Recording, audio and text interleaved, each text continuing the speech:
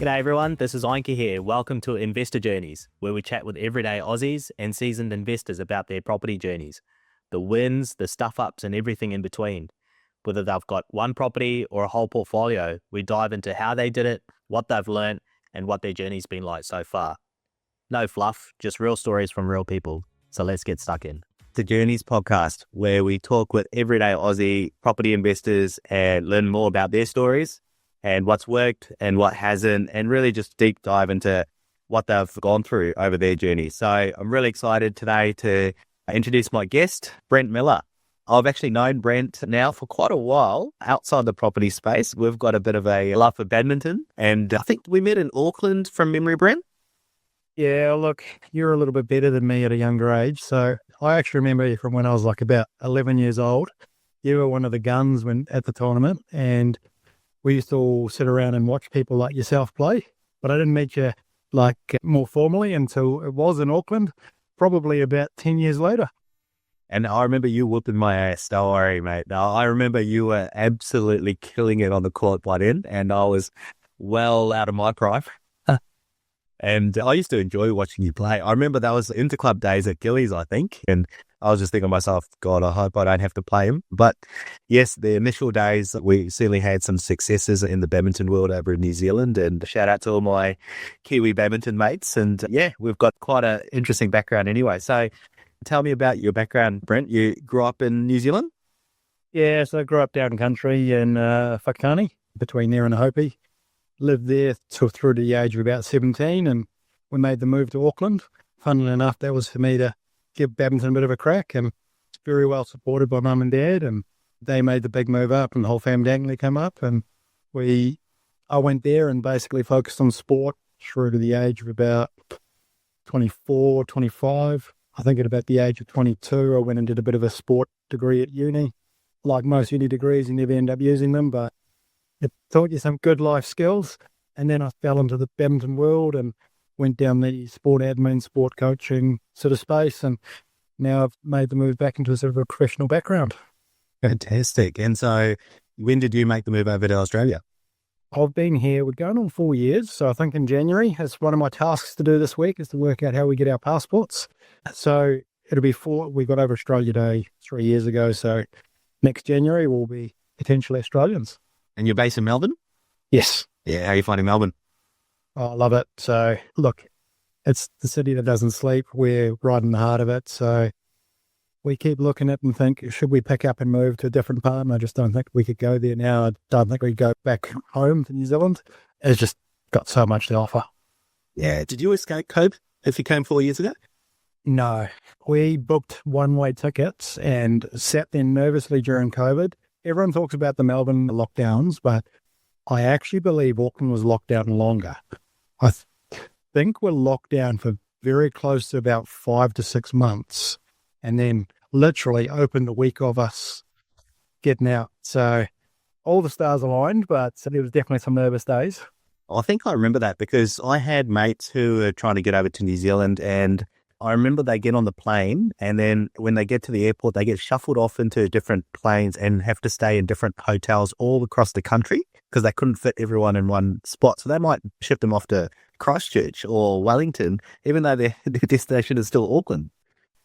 Yeah, no, it's madness to think that we all went through that, isn't it? Oh, look, it's ridiculous. I mean, it blows my mind just thinking about it now, but it's not that long ago. Like you're saying, that was only a few years ago. Anyway, there's fingers crossed that we're all good with it now. So you've been in Melbourne now for 4 years and tell me about your time here. And I suppose, actually, I'll backtrack a little bit. When you were in Auckland, Brent, did you guys and your family have any discussions about money or investments at all? Did that financial discussions come up when you were younger, either with your parents or with your siblings?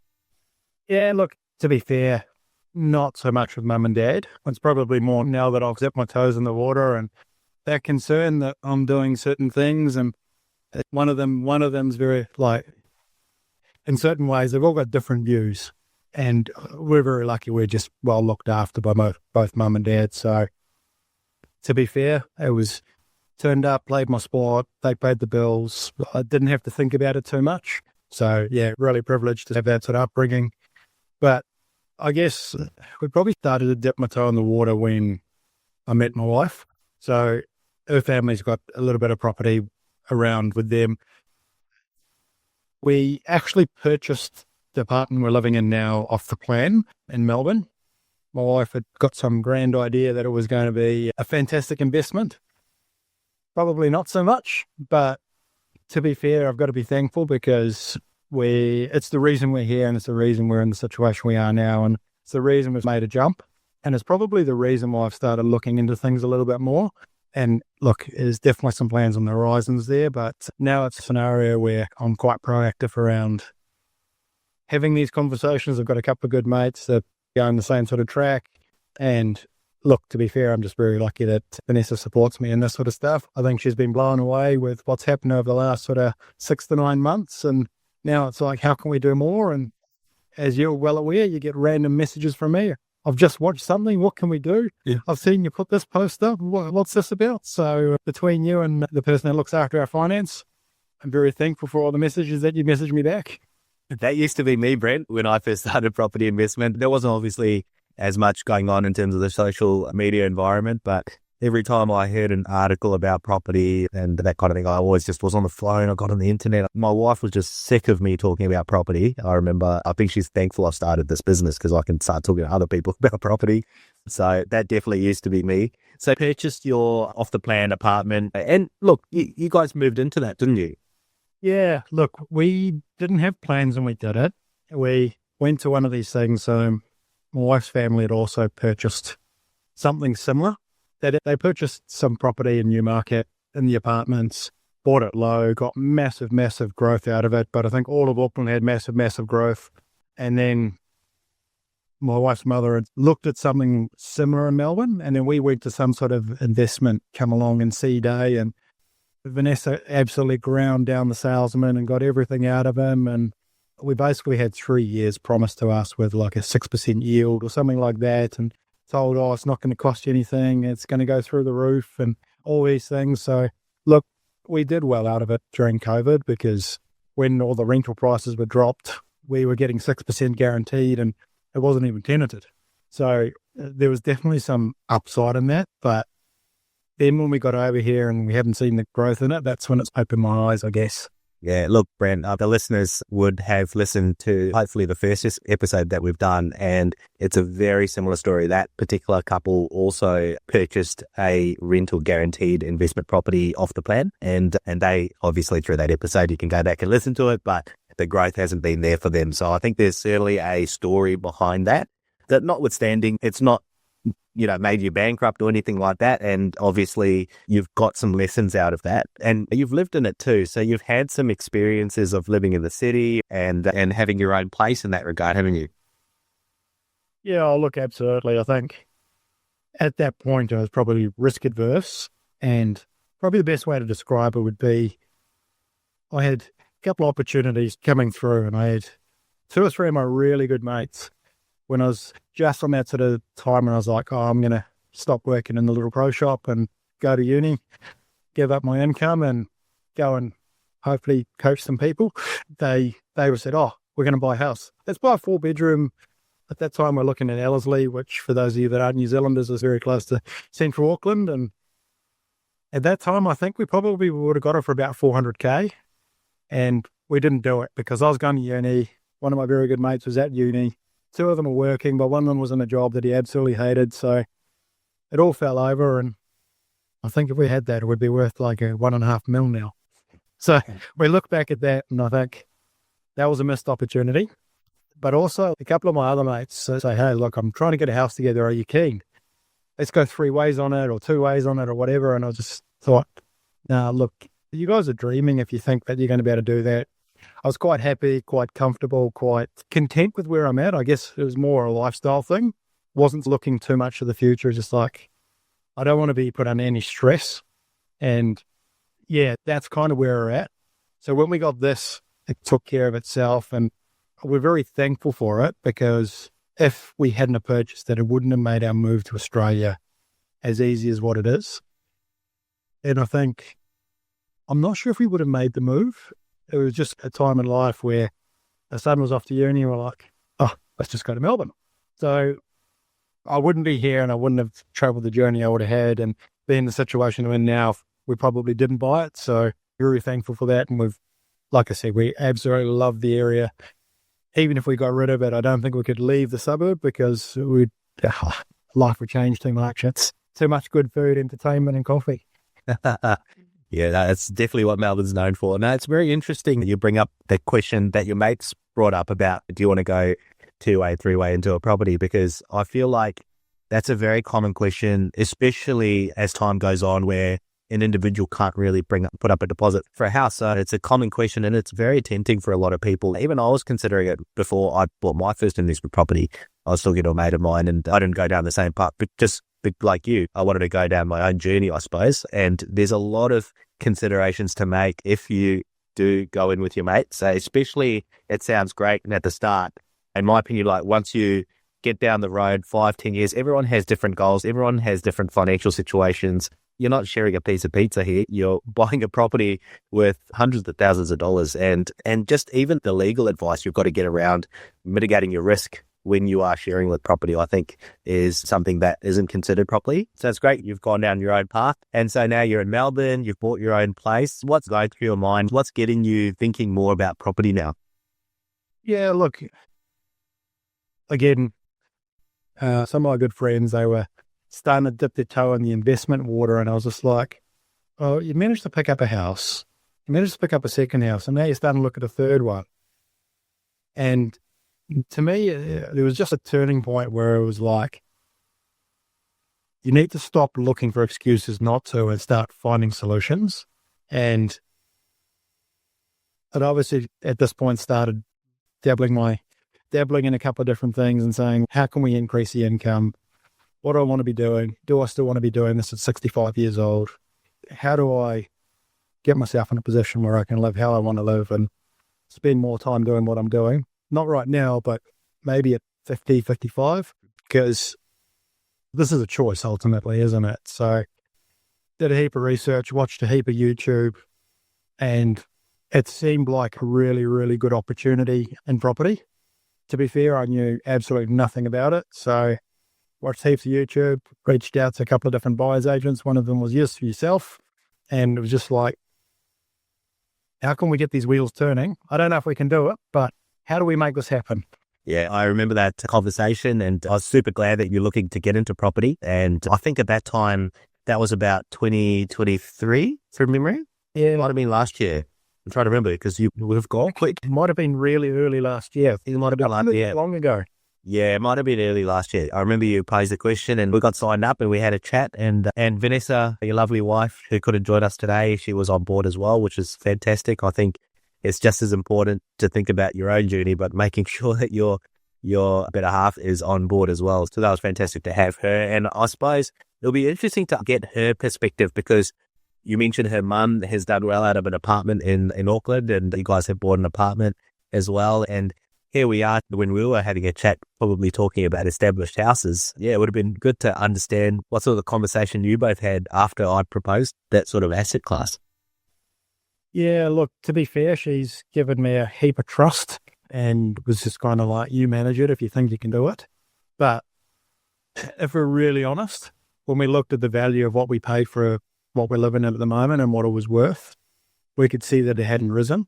And we had to look at something a little bit better. And I'd really walked around the fact that this whole idea of capital gains, it's not the dollars and cents you bring in on a weekly basis because apartments are fine for that. Like they're going to pay for themselves, but that's not the be all and end all. That's only part of the process. What we wanted to see is something that's going to grow in value because that's what's going to get us where we wanted to get. Yeah, absolutely. Growth gets you out of the game and the cash flow gets you in the game. So we're having a chat and we've got a property that I've proposed to you. What sort of happens next from your perspective? How are you feeling? And what was that first property that you purchased? Oh, look, there was a couple that come through. We had a few that just didn't quite get there, beat out of the last minute and that sort of stuff. It was actually really interesting because, again, Vanessa doing the nice thing and running it past her and saying, yeah, look, what do you think? The first one that comes through, she's just like, it was not something that she'd want to live in. And she was just like, nah, that's terrible. I said, but look at the metrics. Like, you've got to look past it. It's got land, it's got bedrooms, it's got this, it's got that. there's so many good things about it, and it's right at the bottom of what our price point was. So the big thing I was trying to get across to her is that the yield was going to be good. It's on a big piece of land. We can do stuff to it, and it's going to go up in value because anything at that sort of affordable housing price, that's going to be the first thing to go up in value in my mind. I'm not an expert in that space, but to me, it's sort of common logic. If people can only afford 400K, they're not going to buy something for 450. They're going to buy something for 400, and then eventually that's going to go up, and then they keep attacking it, right? Yeah, the first two was a bit, I think the first one, she was like, nah, that's not me. The second one that come through, she was like, that looks amazing. And the price was amazing. And I think we were beat out on that one as well. But the one that we ended up in has actually done really well. She was really happy with it. I think we've had it for 9 months now? Yeah, I think. Something like that. Yeah, it's probably gone up within a year. Yeah, gone up about $100,000, which is like, if we had have known that before we'd start. And again, like I said to you, full credit to you for the work that you do, because you're buying them so far under valuation that by the time we get in it, we're a good chunk of the way there. But then you've obviously purchased in the right areas as well, which means we're getting the growth. So that's been really good. And I guess, yeah, look, absolutely stoked with how that's going at the moment. Yeah, I actually remember when I first proposed that first property, you came back with your responses, and I can tell that you and Vanessa were having quite a constructive conversation about it, because you go to be about certain aspects of the property. Oh, we're not sure about this, but I said this. And I can tell that both of you were having a dialogue there. And I said, look, I understand. And I think both of us were quite aligned. And look, all the questions that came through was, fantastic. And you've got to be comfortable with it at the end of the day. There's sometimes a feeling that you get. And we've got the first property that we bought was in Townsville. Yep. And it was, remind me where the suburb was, Hermit Park? No, it was Austin Street, Gulliver. Oh, Gulliver, yes. And that was on an over 800 square meter block. Yeah, wasn't it? Yeah, that was a huge property. And we managed to sneak that under 500K. And that one came off market. And we had to act quick because there was another buyer that was actually really wanting it. But fortunately, we had worked with this agent before and managed to get a good rapport with him. So he said, look, I'm going to try and get it done for you. Let's leave that other buyer aside. And we managed to get it done. And we did it really quickly, I remember.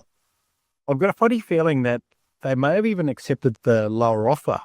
That's right. Yeah. I think it was based on, obviously, we had a relationship, but we had certain conditions in there where we were going to settle quick. And that was one of the big things that we do, is try and understand what the seller's motivations are. So sometimes we'll ask, does the seller need a quick settlement, or do they need a longer one because they're trying to find a place and all that kind of thing. So we have to try and make sure the offer is suitable for the seller and make sure it appeals to them, because sometimes they, in this case, went with a lower offer but had the right conditions for them. So that was fantastic. As I said, super stoked with it, and credit to you for the good work. Yeah. That's been tenanted since we bought it? Yeah. So again, 9 months. I think we had a tenant in it within like 5 days. Yeah, that's right. It was renovated. It was really nice property, actually. I really liked it. It's a bit of a character, and the inside was all renovated. So really good part of Townsville. And one of the things that we have to also do, especially in that area, is look at all the flood zones and everything like that, and make sure that specific area, there are surrounding suburbs which we know that aren't in flood zones, but they actually flooded. And we've got to make sure that we understand not only the flood zones, but understand the history of the area. And that one's done obviously well over the recent rains and everything like that. And it's still standing strong. And like you said, it's just going up and up and up, which is fantastic. So we bought that. Do you want to just share some numbers on that one, what we bought it for and what it's worth? Yeah, so we don't have an official evaluation, but we bought it for $495 back, 9 months ago. So it would have been around about August, I believe, 2024. And in terms of rent, I think we're getting $550 a week off it, which is pretty good, which is about 5.8-ish% yield, not net, but gross. A few extra expenses up there, but it definitely goes a long way to covering all the costs, that's for sure. Yeah, absolutely. And I think that the big thing there is the land size. It's a massive land, and there's certainly opportunity later down the track. Obviously, something to see the applications and approvals, but there's potential to do something with that land later on, which I really like too. So that's a really one good to keep for the future. And then, so we've actioned that one, and you're off happy days, popping the champagne, and then I hear from you like 2 months later. So I saw a social post of mine. Yeah, look, I think we got to that point where I knew we'd bought under market value of that first one, and it had done well, like it was rocketing. I think the valuation on that one now, if we look at core logic, it's sitting at around about that 600 mark. I think if it was to go to market, as you said, that's not realistic of what it would actually fetch. So I think it would fetch probably more than that. Yeah. So after, it was literally like a couple of months and we were already talking like 520, 530, 540. We're like, we're positive 50 grand here. If we can do it, let's see what we can do. And we knew we had a little bit of equity left in the apartment that we could play with. When we'd initially spoken to the finance bloke, we'd said, hey, look, what can we do? And he'd said, oh, you could actually go for 2 apartments. I think I had 2 properties. I said, oh, just cheekily when I was speaking to him the first time, well, if that can work, can we go for 2? And I didn't expect to go for 2. And I was like, hang on. Let's just start with 1. Let's see what we can do here. So when we got that over the line, I was just like, what's the chance we can try for 2? Because again, I'm not an expert in the space, but I don't see the property valuations going down. The sooner you get in there, the sooner it's going to go up, and the longer you wait, the more you're going to pay. So I thought, let's give it a nudge. Had a chat to him, got a little bit more equity out, and then said, hey, look, let's do this again, which coincided with all our holidays. And we also had some advice that, hey, look, maybe we should start putting this in a trust and a few other bits and pieces, and things went all a bit pear-shaped. And there's some phone calls, and I'm sitting in the lobby of a hotel in Vietnam trying to work out whether we settle, whether we have to pay overseas tax. There's 1,000 things that are all popping up, and we're like, what on earth is going on here? And it was a trap for young players, that's for sure. Yeah, the whole conversation about the trust, we had an initial conversation about it, and I gave you my outlook on it, but obviously that has to come professionally from an accountant. And there's a lot of conversations flowing, and I think a lot of options coming your way, and you had to really try and get to grips about what does the trust mean now, what does it mean in the future, what does that mean from borrowing capacity now in the future, and whose name do we put it in, and all this kind of thing. And I think from memory, now, obviously, we're talking about a second property, and yes, you're overseas somewhere, and we basically said, okay, let's pull the trigger again, because I think you got the advice that you can borrow a certain amount. It's a bit lower, I think, this time. Yeah. And we said, okay, all right, no worries. Let's go and have a look and see what we can do. And at that point in time, correct me if I'm wrong, but that was proposed to be in a trust as well, wasn't it? Yeah, so we started doing all the paperwork. Everything was a trust. So before I went on holiday, I was running around. We got this trust set up. We'd basically been told by the time we owned the apartment we're in and the first property, we had basically a borrowing capacity of around about 500K. And when you put in a trust, obviously you can't write off all the deductibles and all those sort of pieces. What that did was brought it down more to 450K that we could get in that space. So by the time we took the equity release out, it played in that space total. So that's what we've applied for and we're looking for. And then me not knowing anything, I set up this trust and made myself the director and made the family beneficiaries and all this sort of stuff. And we've started to run into trouble because no one told me, but they couldn't take my wife's income into consideration. And they're like, actually, you need to change this. And now you have to close your credit card and you have to do this and you have to do this and you have to do this and you have to do this. Mate, we've already signed a contract. Like, you're not helping me here. I do remember that. And obviously that's why it's very important to have all the parties talking, such as the broker and the accountant. But I know you wanted action quick, which is a great thing to do. And yes, I think when we were looking for your second property, from my perspective, I was thinking, okay, we've got you into Townsville, and usually we go to another area, right? From a diversity perspective, from a risk perspective, from a cyclic perspective as well. But we talked about your goals and understood, okay, your third and fourth properties, we're looking to action that sort of fairly soon, subject to borrowing capacity. So I thought to myself, after doing all the research, I said to you, mate, I honestly think we should go back into Townsville because it's still really pumping at the moment and it's going to pump for a little while. And funny enough, this property actually didn't even come through an agent. It actually came through a seller that I worked with before who was direct, and I got his contact from a property manager that we know there, and he referred me to one of his friends, and her dad, this one was her property, and she was selling her own property, and she said to me, "What do you want?"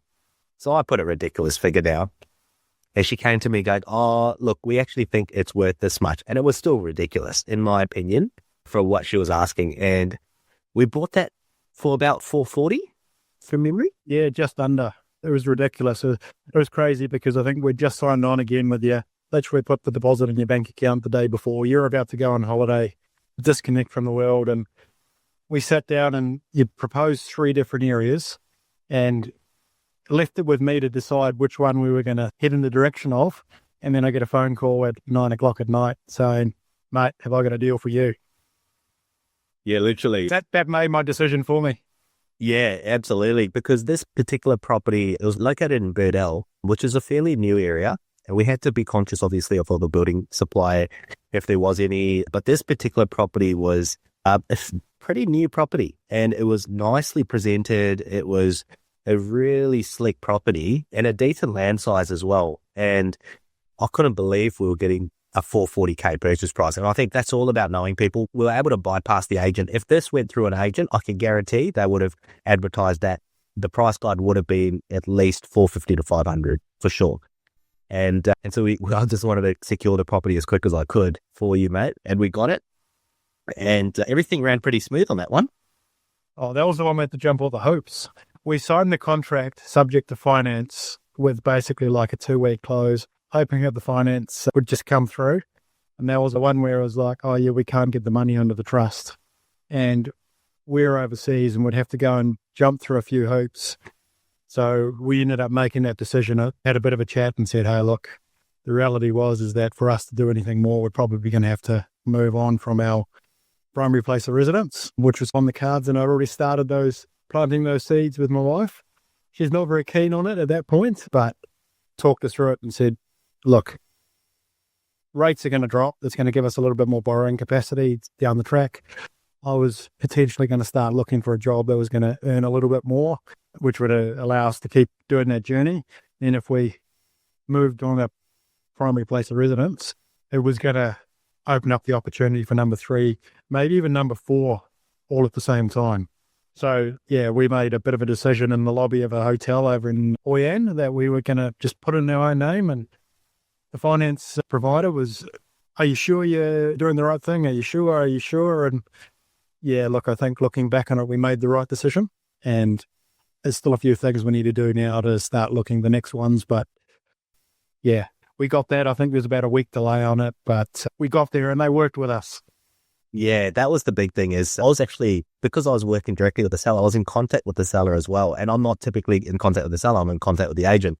So I had to keep talking to her and almost playing psychologist, basically saying, "No, the buyer's good for it. I've just got the advice. The trust couldn't quite work and they had to get in their personal name." So I was just easing her through it. But at the end of the day, she came to us because she didn't have to pay an agent fee. She didn't have to pay advertising fees. There's no commission.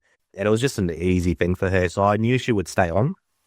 But yeah, it was definitely a process that we had to go through. And sorry, when I think of smooth, I think of building investment mainly. But yes, the finance was definitely a big hurdle for you, especially being overseas. But hey, look, we've got that under the portfolio now. And so we bought that, just like you said, under 440. Do you remember what the online valuation for that one was? It's north of 5. Yeah. I think if it was to go to market, it'd be getting more than that. So I think we purchased for 438.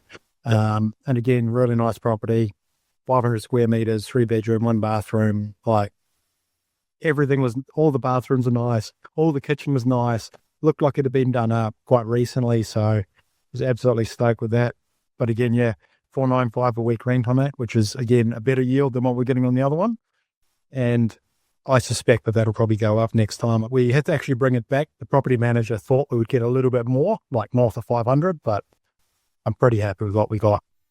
Yeah, it's pretty much on 500. I'm sure Vanessa was pretty happy with that kind of property as well. Pretty smick. So yeah.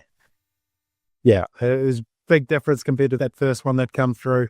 I think the thing is that which has forever been living in nice houses and apartments and in that sort of space, to have something that needed a little bit of work probably, It was a foreign concept. Yeah, for sure. So look, you've got now 2 properties within 1 year, and you've already circa got about $170,000 of equity in your back pocket to probably use whenever you want. At the end of the day, if you play your cards right, you can take the equity out of that and go into more property, and that's how it all works. So I think we've made some fantastic headway into your property investment journey, and you're quickly accelerating. So do you want to give us an update on what you guys are thinking at the moment? Because I know you're always active. Absolutely. So I've been on the ringer to yourself again. We're trying to jump through a few hoops. So we're just waiting on pre-approval from the bank at the moment. So we're just going to unlock a little bit more equity out of the apartment. There was a opportunity that you flashed through your Instagram, and I was like, tell me more. I think our next plan was to get into something a little bit more of a capital gains play. But given sort of the scenario, at the back end of last year, I'd made the decision to change roles to try and increase my earnings. My wife's also working a few more days a week, so both of us had lifted our income a little bit, which means, and the rates had dropped here, so I knew we were going to have a little bit more borrowing capacity. So I thought, hey, maybe we could just look at one more again in that affordable housing space. I don't see that going backwards, and at those sort of price points that you said that we're potentially able to get, I don't see them staying at that for long. So once that comes through, hopefully by the end of the week, I'm able to sign on again and start that search for the next one. Ideally, sooner that gets in the portfolio, the better. That will be under a trust this time because we need to preserve our borrowing capacity. And then realistically, I just need to get out of probation at work. And the plan then would be to consider selling the primary place of residence.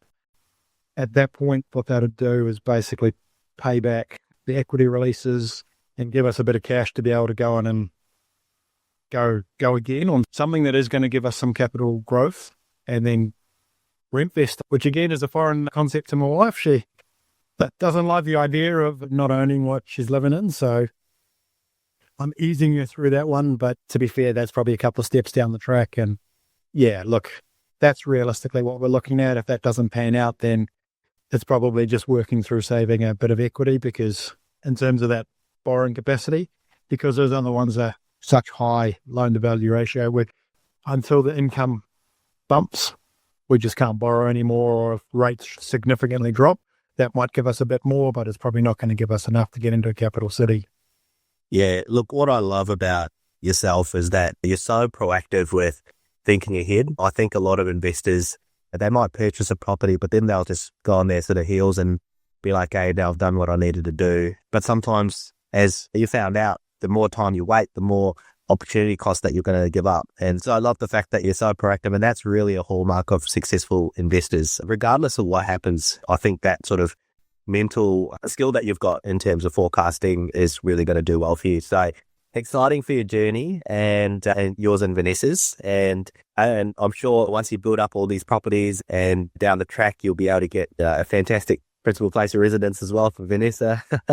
and then to get to those goals that you want of reaching that passive income down the track, which I feel like the age that you mentioned there was very realistic. Yeah, look, I'd love to say the goal for me is to be able to live wherever I want and work wherever I want. And look, we're at a stage where Jerry's all grown up and he's all capable on his lonesome. I'd love the sort of idea that's 10 to 15 years down the track, we could literally just live wherever we want. And the way the work's going, if you could pick work up and take it wherever you want to go and work a couple of days a week and holiday 5 days a week, to me, that's the dream. Yeah, I can just picture you, 70 years old and still play badminton. I can still picture that somewhere, just loving life near the beach in Vietnam or something like that. I think that would be one of your dreams, wouldn't it? Oh, look, it's one of those ones when we went over to Vietnam, I said to her cheekily, like, you know what? What happens if we were to just rent this house out and then go live in Vietnam for a couple of years? Imagine what that would do to the mortgages. And again, this is just thinking ahead and like thinking out loud. And when you come back and you see the blue sky, and it's one of these things, you're just like, you know what? It's nice over there, but nothing beats New Zealand and Australia. And you come in and you see the blue sky and how nice it is. You're just like, it's nice to get away, but it's just so nice to be home. And as much as I think, yeah, let's go and live overseas, I just don't know if I could do it now. It's just too nice here. We're spoiled. Yeah, for sure. We've just come back as well from overseas, and it's always good to be back. So Thanks, Brent, for joining us. I think the viewers will get a lot out of that, talking about your trusts and your purchases and your thought processes through that was fantastic. So I really appreciate you coming on, mate. No worries. Thank you for having me. No worries. To everyone out there, thanks for listening in, and we'll catch you on the next episode. Cheers. Hey guys, thanks for tuning in. If you enjoyed the chat, feel free to drop us a rating on Spotify or wherever you listen. It helps us reach more listeners to help them with their journey. Catch you in the next episode.